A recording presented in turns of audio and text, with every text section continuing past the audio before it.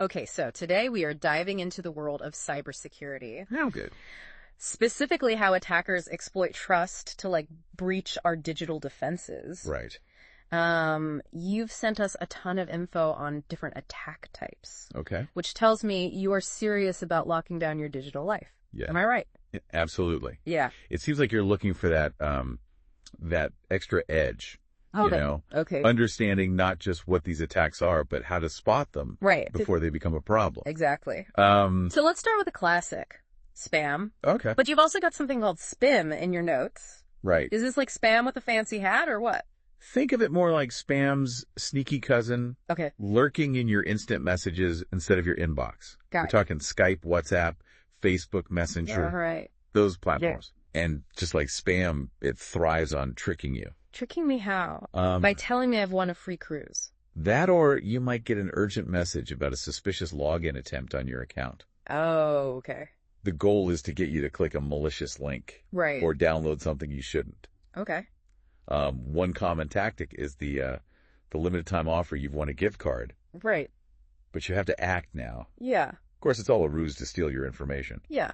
So what's the dead giveaway? How do I spot spam in the wild? Look for the classic signs of phishing. Okay. Bad grammar, misspellings. Right. Suspicious URLs that don't quite match the real deal. Okay. And always hover over links before you click to see where they really lead. Good advice. It's like they say, trust but verify. Speaking of which, you've also got smishing in our notes. Yeah. Is this phishing but for .smiles? Not quite. Okay. Imagine this. Your phone buzzes with a text from your bank. Okay. Warning of suspicious activity on your account. Oh, no. It seems urgent. Right. So you click the link. Yeah. And walk right into a trap. Wait, so it's phishing, but through text messages. Exactly. That's messed up. They prey on that immediacy. Right. That instinct to react quickly to a text. Yeah. You recently mentioned getting a text about a photo storage subscription ending. Oh, yeah, which was super weird because I don't even use a photo storage service. Right. The link looked like something out of a horror movie, all jumbled letters and symbols. Yeah. Deleted it right away. Smart move. I think so. That's a classic smishing tactic. Okay. Creating a false sense of urgency to bypass your logical defenses. So they're messing with my emotions to get me to... Exactly. Okay. Okay, so next time I get a weird text, I'm channeling my inner skeptics. Good. But let's move away from the digital world for a second. Okay. You've got tailgating in your notes. Right. Now, I'm all for a good tailgate party. Sure. But how does this fit into cybersecurity? I see where you're going with that. Yeah. But in this case, picture this. Okay. You're heading into your office building, access badge in hand. Okay. Someone's a little too close behind you and slips in right before the door closes. So that's what tailgating is. Exactly. I've totally held the door for people like that. Yeah. Never even thinking twice. It's a classic social engineering tactic. Exploiting basic human politeness to gain unauthorized access. Right. Think about it. Yeah. We're conditioned to hold doors for others. Right. Especially in fast-paced environments. Totally. Attackers use that to their advantage. That's actually kind of creepy. Like, Yeah. they're using our good manners against us.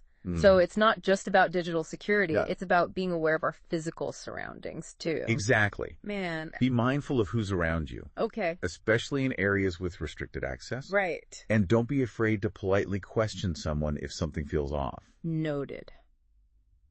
Okay. Now back to the digital realm. Okay. You mentioned watering hole attacks. Right. Which sound oddly specific. They are very specific. What's the story there? Imagine a watering hole in the wild, where animals gather for a drink, Right. unaware that a predator lurks beneath the surface. Oh, okay. Now replace the animals with unsuspecting internet users, Gotcha. and the predator with Hackers. hackers, yeah. So instead of going after me directly, they're setting digital traps on websites. Precisely. That's kind of messed up. They target websites popular with a specific group, Okay. say a forum for cybersecurity professionals, ironically enough, Right. and inject malicious code. Wow. Anyone who visits the site, particularly those who haven't updated their software, can get infected. So it's like digital sabotage on a community level. Right. What can people do to protect themselves from these watering hole attacks? Be wary of unusual activity on websites you frequent.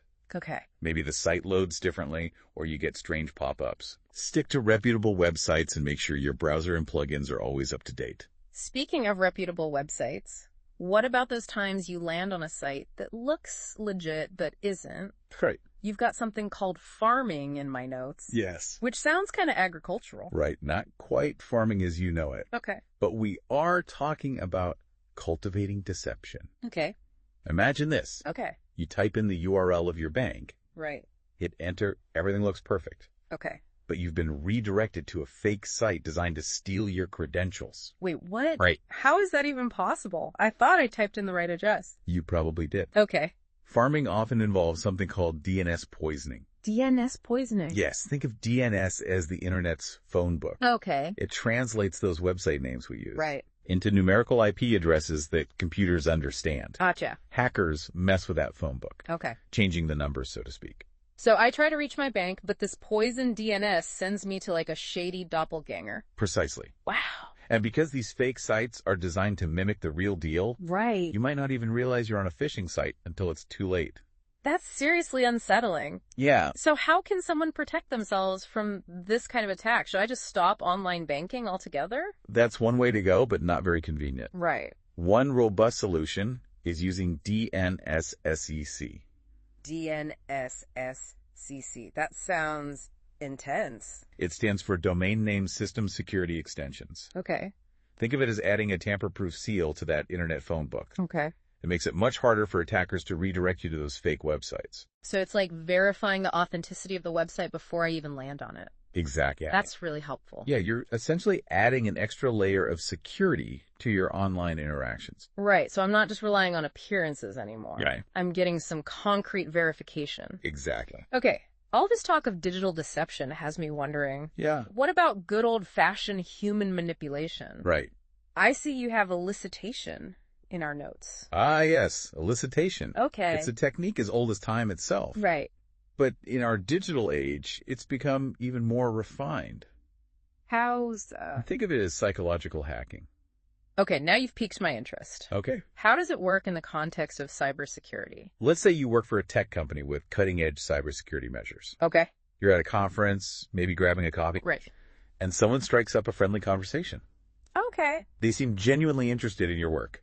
Sounds innocent enough so far. Right. But this seemingly harmless conversation takes a turn. Okay. They casually slip in questions about your company's security protocols, Oh, okay. your role in developing them, Mm-hmm. maybe even fishing for details about specific software you use. So they're playing the long game, Exactly. building rapport to exploit it later. Elicitors are masters of social engineering. Wow. They use charm compliments, even offers of help, to lower your guard Right. and make you more willing to divulge information you shouldn't.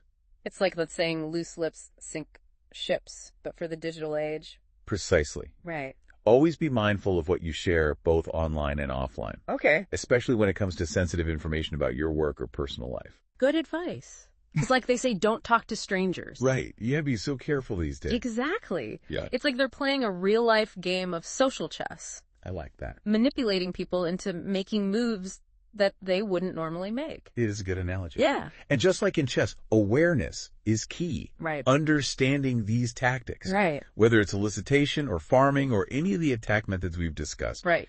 Understanding them is the first step to defending yourself. Knowledge is power, Exactly. as they say. And we've certainly given you a crash course in cyberattack strategies today. We have. From spam lurking in your DMs to watering hole traps out there online. Right. And don't forget the dangers of smishing.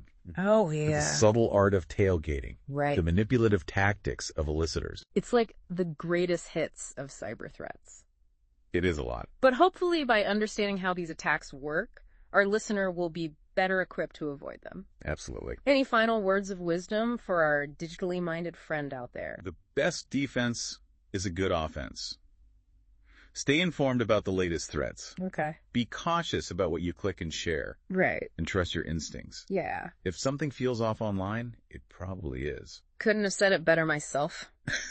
We've explored the dark side of the web, uncovering the tactics of those who lurk in the shadows. But as you navigate the digital world, remember that your online behavior, the information you share, the links you click, even the way you interact with others, creates a digital footprint. It does. It's like a trail of breadcrumbs leading back to you. That's a great way to put it. Food for thought as you continue your journey through the cybersecurity landscape. Until next time, stay safe out there.